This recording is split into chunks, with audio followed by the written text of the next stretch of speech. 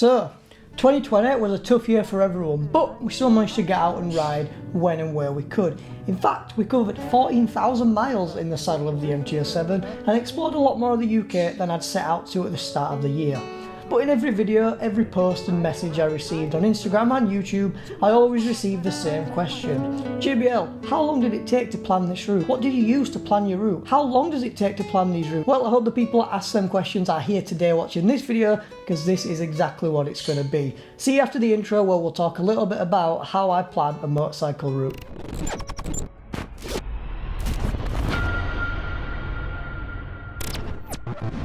Welcome back to the channel, folks. JBL Motovlogs here, and today, like I said, I'm going to show you how I plan a motorcycle route, whether it be for a tour or one of the day out videos that I usually do. But hopefully by the end of this one, if you do stick around, if you don't know how to really plan one and you're not sure really where to go or what to do, this video will help you out. So stick around, stay tuned and learn something new. Unfortunately, the process isn't always as fun as it seems, but it never takes as long as it seems as well. I don't use a dedicated sat-nav like a TomTom or a Garmin or anything specific for the motorbike. If you are a regular watcher of the channel, you will see that I just use my mobile phone on the phone holder with Google Maps. So I use Google Maps, but why? You'll have people out there saying, why don't you use things like Waze, GRMoto, and then a few other third-party apps that kind of do the same thing. You know, a few more that are motorcycle specific. Well, the answer for that one for me is, I know you'll see me dabbling around with GRMoto, and a few times I've used Waze, but for planning and executing long tours and stuff, it's got to be Google Maps. Google Maps runs easy on the phone, runs very smooth, it's always updated, and I can also run it on the computer, plan the routes and quickly get them routes sent over to my phone, and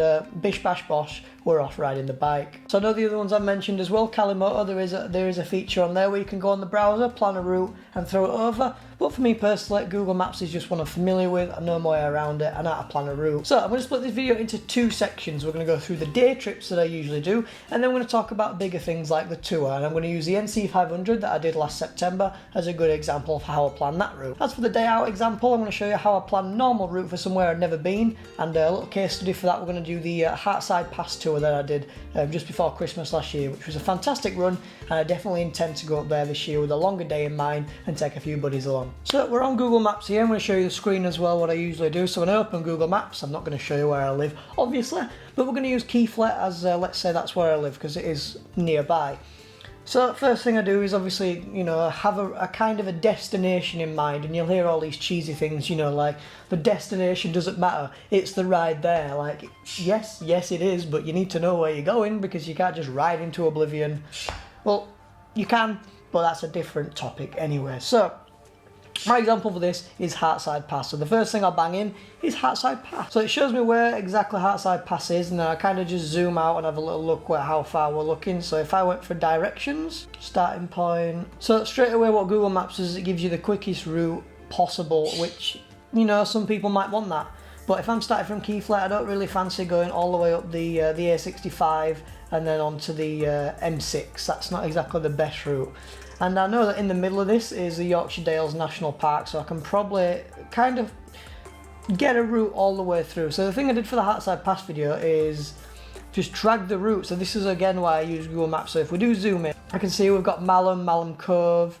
So instead of driving around the Dales, I thought what we'll do is I'll get this, I'll just drag it through Malham. Or the other way you can do it is to add destinations. So if I want to add Malham as a destination, it'll take me through, and then you can swap these around. So that's the kind of route there. I'd be happy to take this route. You know, I've never been up by the Tan Hill Inn. I'd take it all the way up. But I went through Kirby Stephen last time, so I took a little bit of a different route through Sedberg and stuff. As for coming back, you can plan the route if you want to. You can just take it there. Most places as well just have 4G, so once I'm there I don't really care about taking the most scenic way home. So usually what I do is once I've packed all the stuff up, gone over the footage, had a little look at it, I'd usually just go on Google Maps on my phone, hit home, and I don't really mind going the motorway home either way. Then what I can do then is go over to email, so send directions to your phone. So over here, send directions to your phone. I'm not going to press it because it'll show you my phone number and stuff. Press that and it fires an email across to you with the link to this exact route. Open the link and you've got it on your phone, easy as that. Sometimes it does reset it and it'll just say, you know, it'll choose your points, so Keighley, Malham and Hartside, and it might take you the weird way and put you through into areas, you know, back onto the motorway and stuff, but it's not too hard to fix on the phone. The good thing about this is as well, you can kind of drop the little guy in. So for places like where the Tan Hill Inn is, I've never been up there. So once I get past here, get this little guy out and we can have a little look at the scenic roads around there.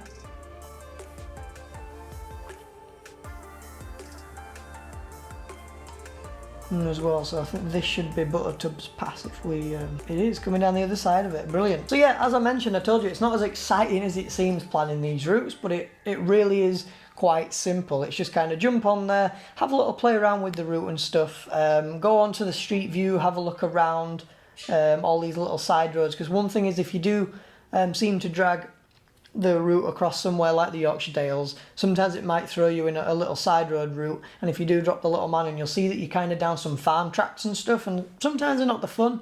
Kind of depends what kind of ride you're going for. You know, if you're on a super sport bike, it's not going to be the best thing ever, but if you're on an adventure bike, it might be perfect. So it's always best once you've got your route in, just to get that street view out and have a little overview of your route, and then you can plan your day around there. So this one says 99.3 miles, 3 hours and 2 minutes. So if I set off at about 8 o'clock in the morning with stops and stuff, what I usually do for the videos, I'd be there in about 4 hours, so get me there for 12, have a little chat and stuff, go have some dinner. I should be back for about 4 or 5, so it's quite a good day. But if you want to go straight there and back, at least you've got a time scale to really go off. So yeah, that's pretty much it for the day out one. What I'm going to do is I'm going to go into my Google Drive and see if I can still find the NC500 tour routes, just to see how that works a little bit for them. Now everyone does plan their routes a little bit different when it comes to touring. Like I said, this is just how I do it. It's probably not the best way, but we'll go ahead and have a look at the routes for the NC500. So you'll see here, me have sent all the links for the NC500. So we'll jump on the all-day Google Maps links. So day 1, 2, 3, 4 and the final day. So like I said, when I was on the previous one and we sent the directions over to his phone, I planned them all on the computer, sent them over to my phone, downloaded offline maps, which is free, so I could use the Google Maps when I was in the middle of nowhere as well, which is a fantastic feature. So jumping on to day 1. I've done it from Kirkby Lonsdale because I know how to get there without the maps, so I didn't really need it. I knew we'd be stopping at Devil's Bridge for a spot of breakfast, so we went from there. So the first day is not as exciting. The way I planned this was just to get up to the first hotel. So the first thing you want to do with a tour, and I know someone that has a lot of experience in touring that may be watching this, is Callum. So I met this guy when I'd come back from the NC500, and he told me a lot of tips and stuff about how to plan it next time. So take this one with a grain of salt, bud, because it wasn't the best for planning. So I planned to do the NC500 in 5 days. It could have been done in 7 or 8 longer days, just for shorter routes and stuff. I do have a few regrets about that, but if you want to see that, that is at the end of the last day of the tour. The first day I knew I'd want to get just to the top of the NC500, so it starts in Inverness, which is a lot higher up than once thought. So you see where we wanted to stay in the guest house over here, and Inverness is all the way up here, so that's still quite a big difference. So the first day I knew the motorway riding would take a big toll on us, which it did. So I thought we'll just stay in Loch Lomond camping. So we did that, and I thought once we get up there, once we hit past Glasgow and we get to the national parks and stuff, everything above Glasgow towards the west side is lovely scenery. So same as I kind of do on the day out, so I just typed in where I wanted to go, which was the camp park or whatever it is, and then I just dragged the route up and it'd just do what it did the best. Everything up here was brand new to me. I really didn't matter where I rode. So straight to there, dragged the route through a few nice roads, dragged the street view on, and yeah, you can see what kind of views we'd be seeing at the top of the first day. So lovely road surfaces. Don't remember that one though, I did a lot of roads back there. First day is not as exciting. Second day, we planned to go from the campsite all the way up the west side up to Ullapool, because I knew we were staying at a guest house there, and Applecross Pass was part of that one. So when it comes to the NC500 as well, it kind of has a route. So the NC500 really does start in Inverness, cuts across here, and then you go Blacknabar all the way up and round. So I knew we'd be taking a little bit of a go. So what I tried to do is have a look on the internet for, you know, good things to look at and good roads around Scotland. Best one on the second day, this road going to the Three Sisters in Glencoe was fantastic. Loch Tula, I remember stopping here because I'd seen this a lot on the Scottish Touring Road, so I pulled in down here, took a lovely photo of that. Yeah, just stuck to the main roads, planned it like I did, threw the street view on and had a little look, so I knew this one would take us 6 hours and 56 minutes, 272 miles. So I would have done that a little shorter, but I thought we could do that. So I'm not going to bore you with every single day, but the third day kind of went up to the top and the back round, and it was the same sort of thing. So it was just putting in a destination, putting in a few stops for food and stuff, planning your fuel, and then when it comes to, you know, on roads you've never been on before, just grab that Street View tool, jump on and have a little look at the road you're going to be riding on, because every road's fantastic when it's something new.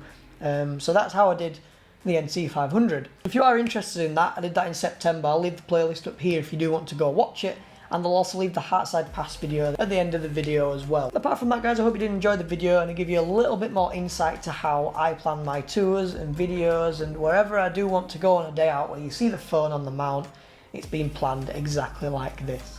So hope you enjoyed it. Leave a like if you did. You guys go down there and comment me, you know, your way of planning. I know a lot of people go on dedicated websites for sat-navs like GPX routes.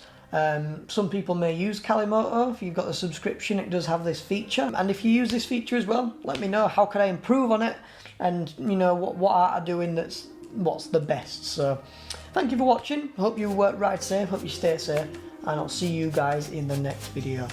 Peace.